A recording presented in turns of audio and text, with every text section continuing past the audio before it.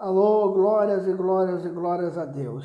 Boa noite a todos, a paz seja convosco. Meu nome é Michel Vinagre, pastor presidente da Igreja Batista Alfa e Ômega. E hoje nós estamos aqui pela misericórdia de Deus, nós vamos meditar sobre o Salmo 143. Queria convidar vocês a abrirem as suas Bíblias, pedindo a vocês que continuem em oração pela nossa igreja, continue em oração pelos seus pastores, pelos seus irmãos, continue em oração pelo nosso país, pelos líderes, né? Para que nós possamos sair dessa crise sanitária nunca vista, né? Talvez nossos filhos não verão, nossos netos não verão outra, né? Que é uma pandemia, tantas pessoas morrendo, né? E a necessidade de nós estarmos unindo. Aqui no Rio de Janeiro, onde nós estamos, já decretaram a partir do dia 26 até o dia 4, 10 dias de feriado, né, para conter o avanço, então de modo que a coisa está séria, né? E aí não é interessante politizarmos. Nós estamos aqui para pegar a palavra de Deus e pedir, tome cuidado, tome os cuidados sanitários devidos, vá fazer o que você tem que fazer, vá trabalhar, vá viver sua vida, não tem como evitar, mas que você leve esse momento a sério, porque ainda que você não tenha perdido ninguém, muitas pessoas perderam e é necessário que nós, como crentes em Jesus, tenhamos empatias, né? Nós vamos falar aqui sobre o Salmo de Davi, o Salmo 143, um salmo com muitos ensinamentos, né? Davi buscando a Deus num estágio também de angústia, né?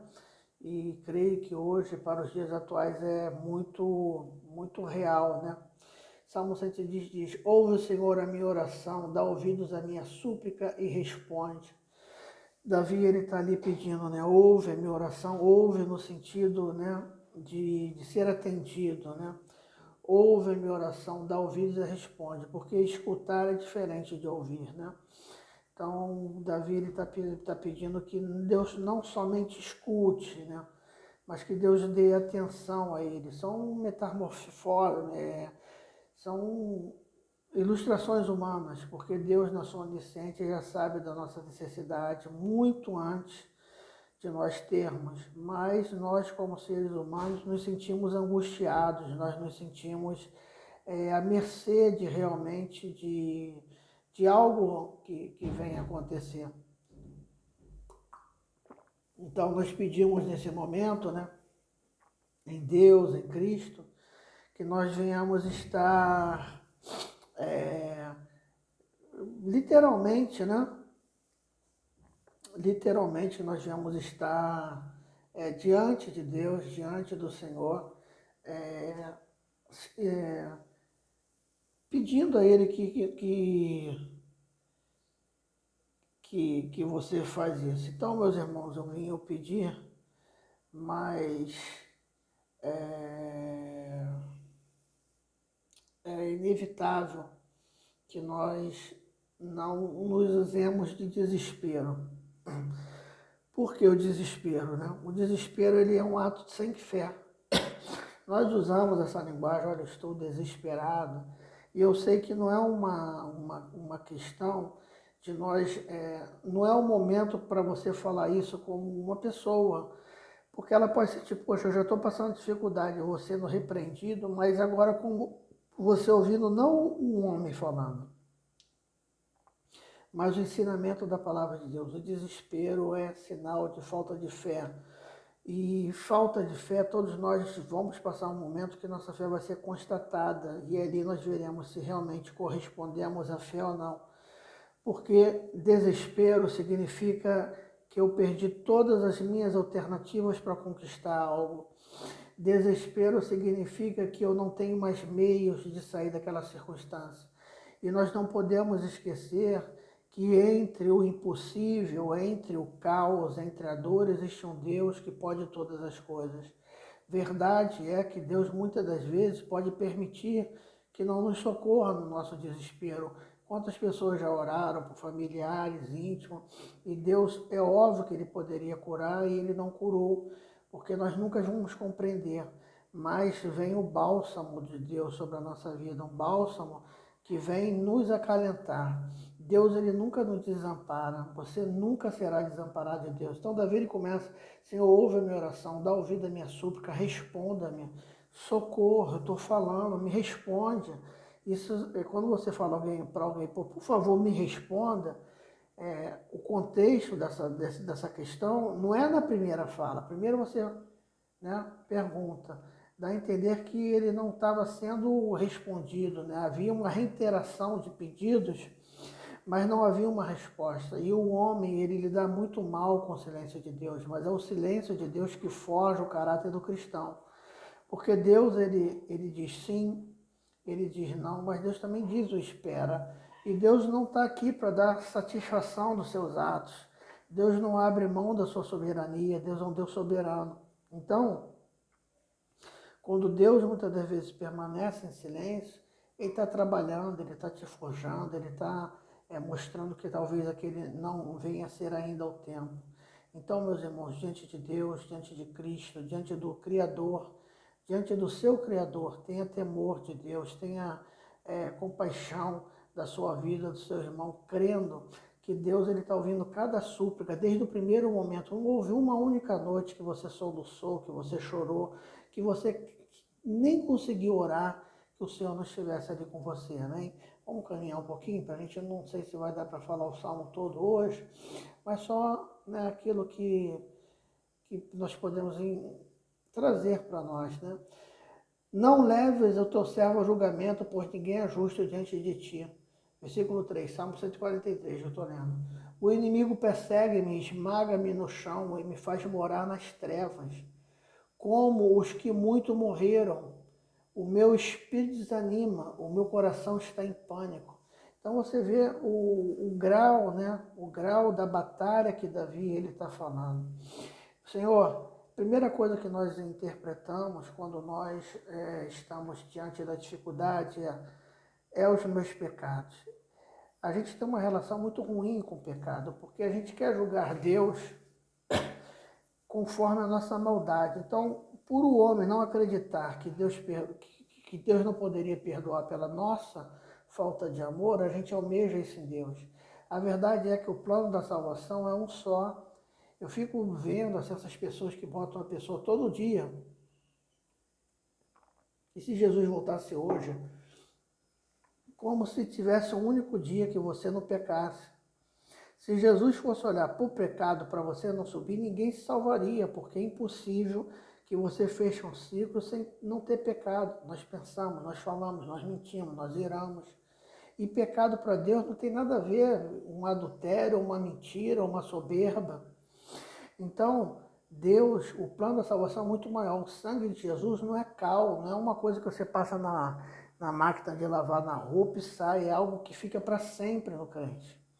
Deus já te perdoou dos seus pecados pretéritos, futuros e os presentes. Aí eu sei que é tão difícil pregar a graça de Deus, porque a maldade fala tão alto, então se Deus perdoou dos meus pecados que eu vou consumir, eu vou fazer um monte de coisa.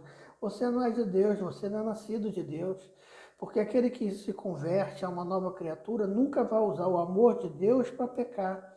O pecado, na verdade, é algo que nós, como cristãos, nós corremos dele, nós fazemos ele, mas nós corremos dele, nós queremos melhorar. Nós não somos filhos das trevas que saem de manhã com o intuito de fazer o mal, de adulterar, de roubar, de lesar. Nesse caminho, nós podemos fazer muita coisa errada, mas há uma expectativa de juízo e nós nos arrependemos, nós pedimos perdão.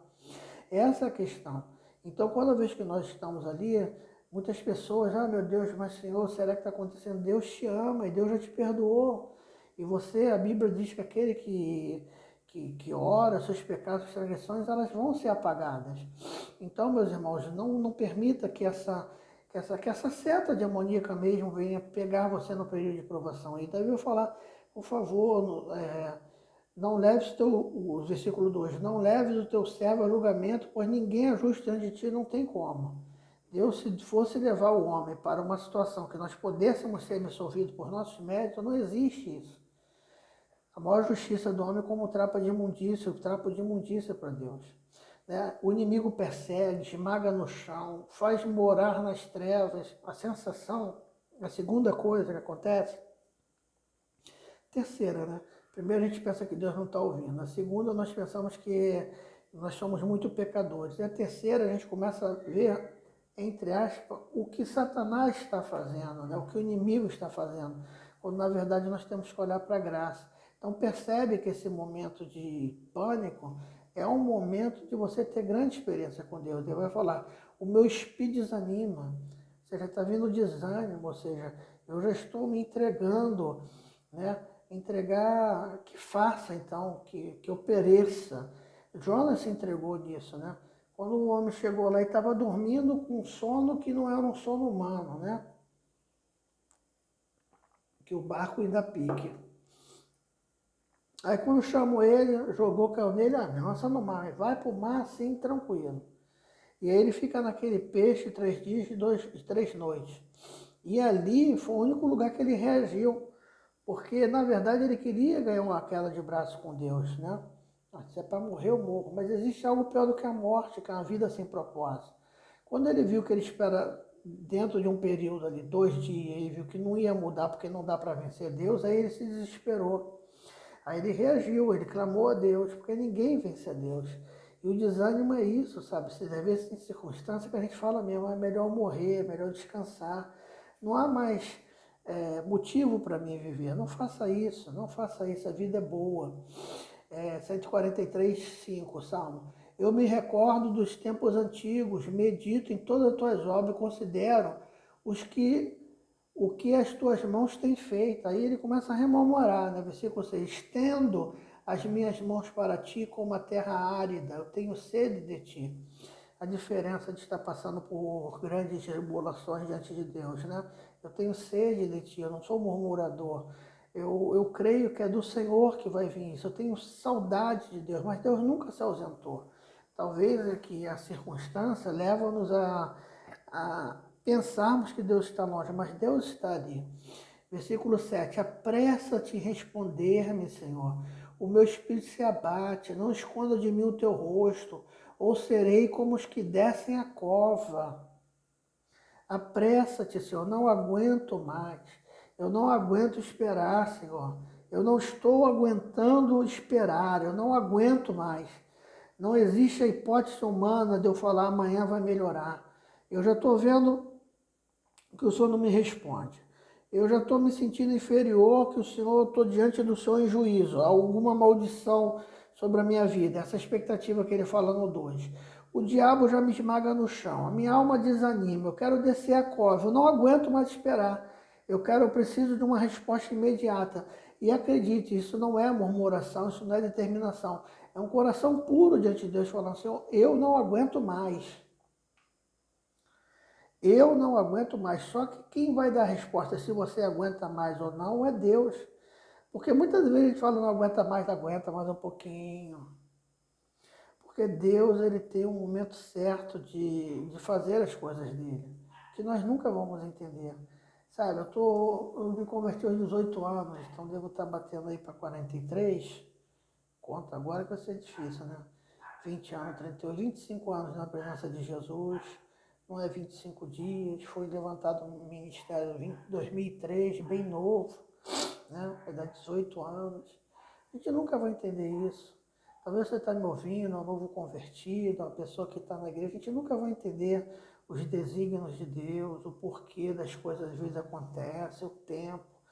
A nossa maior virtude é quietar-se, é ficar quieto, é glorificar a Deus. Quando não consegue expressar aquele louvor, né, diante das provações, né, pelo menos o silêncio respeitoso, de não jogar tudo fora que Deus fez para a nossa vida, mas os porquês nós não vamos entender.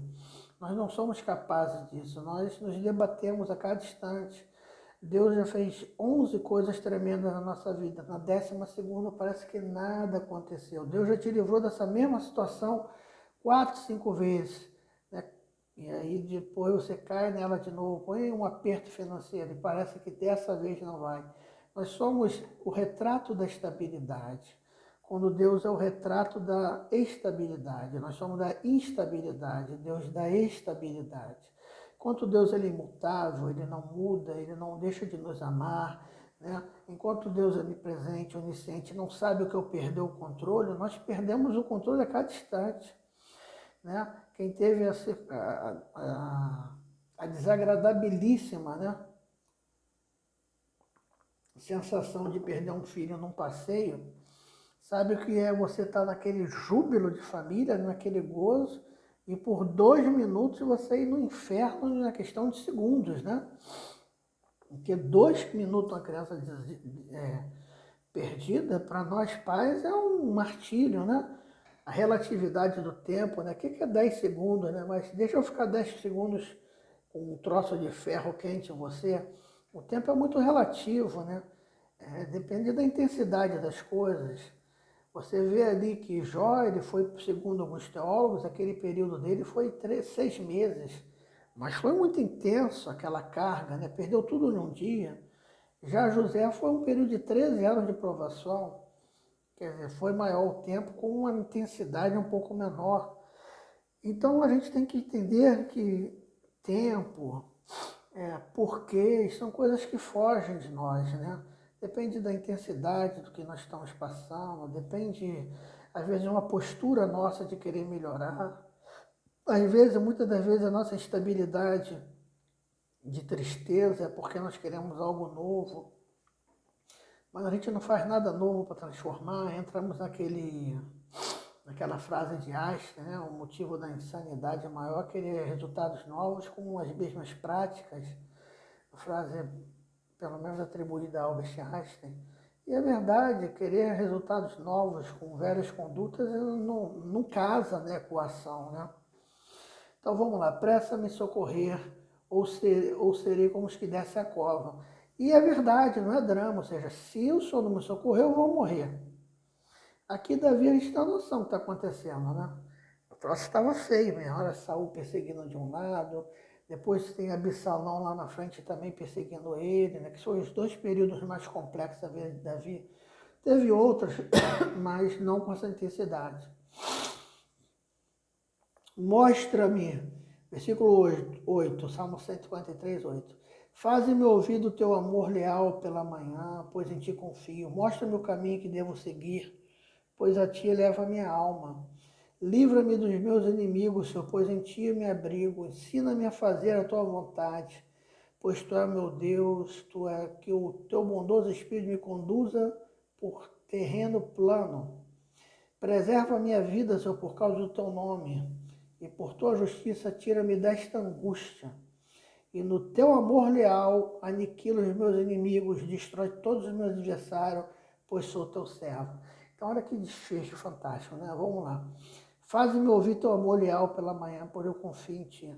Davi estava sentindo falta da comunhão com Deus, porque o desassossego, dependendo do ápice que ele chega, a gente não consegue mais adorar, a gente não consegue mais estar no estágio equine, né, de adoração com Deus. Mostra-me o teu caminho que deve seguir, ou seja, que direção devo seguir, né? Porque às vezes a gente fala assim, tomar caminhos diferentes, mas não é só pecado, às vezes uma atitude nossa errada nos levou a esse grande erro, né? Ensina-me a tua vontade, conduza com o teu Espírito Santo, preserva a minha vida, e ele fala, no teu amor leal, aniquila os meus inimigos, pois eu sou teu servo. Amor leal. Eu acho essa expressão tão bonita, confesso que a gente lê a palavra de Deus tantas vezes, mas às vezes não percebe, né? Porque Deus, ele é amor, né? E a gente às vezes pega o grego, o amor ágape, o amor filo, o amor eros, mas o amor leal, né? Um amor que é leal a quê? Né? É leal a quem, né? Porque Deus está sendo leal a ele quando ele ama, ou está sendo leal a nós? Seria leal a nós teríamos esse poder para fazer com que Deus fosse leal a nós, ou Deus está sendo leal a ele mesmo. É só jogando para pensar, porque meditar na palavra de Deus é isso, é você pegar coisas e ficar lucubrando, é melhor do que você estar pensando besteira, coisas ruins, né? A Bíblia diz, só traga a memória que me traz a esperança. Enfim, é um amor leal, um amor que pertence a Ele, um amor que é dele e que é para você. Creia nesta noite de domingo, né? só não vou falar a data certa, acho que é o dia 21 de março de 2021, tenho quase certeza que é isso.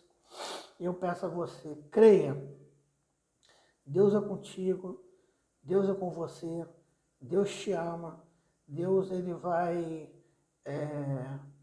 fazer coisas tremendas na tua vida, coisas, sabe, grandes na tua vida. Creia que o Senhor, Ele te ama e não vai te abandonar. Esse não será teu fim. Eu oro a você, eu respeito a sua dor. Você que está passando por um momento tão difícil, seja, sabe, agasalhado com o poder, com o amor leal do Senhor. Deus irá te livrar. Não desista, sua alma não vai descer à sepultura. Deus é contigo. Que essa palavra fortaleça os meus irmãos. Deus fala a Pedro, Pedro, quando se converter serás uma bênção e fortalece teus irmãos. A verdadeiro propósito de Deus é que eu seja um instrumento útil para os meus irmãos, que meus irmãos sejam um instrumento útil para mim. Você será fortalecido, agasalhado, não será vencido. Deus é com você, creia nisso, nada te faltará. E ainda que você esteja no meio dessa luta, passando pelo final, creia que Deus já ouviu e já respondeu a tua oração em nome de Jesus. Quero orar por você. Bendito Deus, eterno Pai, obrigado, Pai, por cada vida. Ajuda-nos, Senhor, nesse momento tão difícil de pandemia. Quebra, Senhor, toda a cadeia do diabo. Eu entrego em tuas mãos toda, absolutamente toda dificuldade, Senhor, que está diante de ti. O seu amor é leal. Visita cada vida agora. Não permita que eles venham ver somente o que o adversário está fazendo, que eles venham estar desanimados, que eles venham estar, como Davi falando, minha alma desce à sepultura, mas que eles venham sentir algo de Deus agora, pelo poder do Senhor, em nome de Jesus. Amém e amém. Deus te abençoe rica e poderosamente. Que a palavra de Deus imunde seu coração. Seja abençoado. Em nome de Jesus. Amém.